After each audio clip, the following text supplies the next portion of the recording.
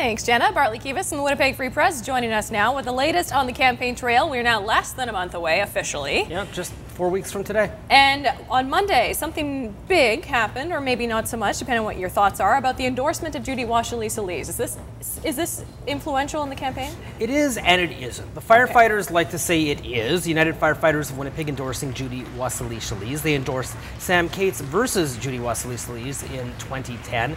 This basically means you have bodies. You have people to work on the campaign. And in a wide open race like this, campaign volunteers are important.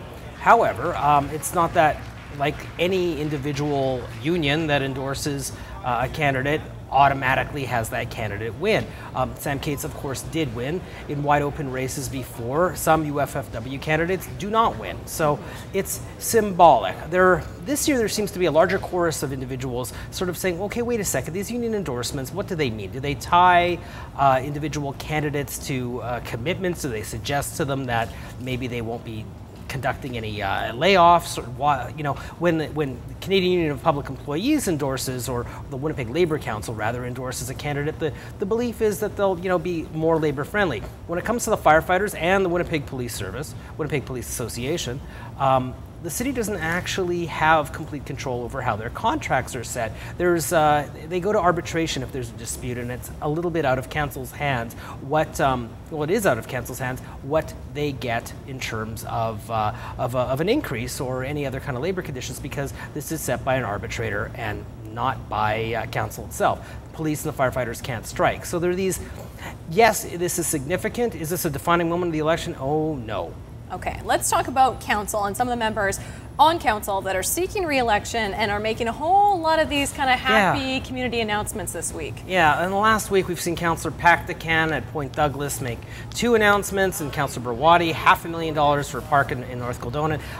This sort of thing is not allowed at the provincial level. You can't announce things, you can't announce new money for things near an election. There is legislation that prevents this. At the council level, there are no such rules. So it's kind of cheesy. No, it is very cheesy, because obviously it gives the incumbent councillors some degree of an advantage. Now they say, no, I'm a councillor, I've been a councillor, we're just doing the right thing. Want to do the right thing? Announce it 6 months ago. Don't announce it right before an election. Yeah, the timing of it is... Yeah, it really is unfair. That's why there's provincial legislation.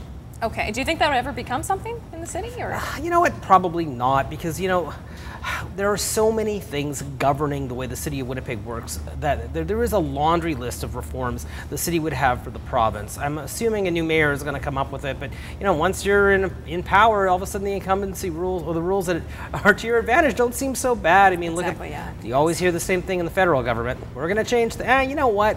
Patronage isn't so bad with the Senate. We'll just appoint people. It's all great. Okay, well, today is a really big day for council. It is the final council meeting with Mayor Sam Cates and councillors who are not coming back, like Dan Vendel in St. Boniface, and Justin Swandell in St. Norbert, and Scott Fielding in St. James Brooklands, and very likely Paula Havixbeck and Charles Wood Tuxedo. She's running for mayor. So we will not see another council meeting with Sam Cates fielding a question period again. And what we will probably hear is many councillors congratulating their colleagues for their many years of service. Councillor Vendel being the longest, 14, 16 years since in his 2 stints on council, and Sam Cates for a decade. So a positive thank you for your experience, not expecting anything to come out of today. Not expecting some huge digs at them. If there were, it would be surprising, because that would be seen as, not very collegial.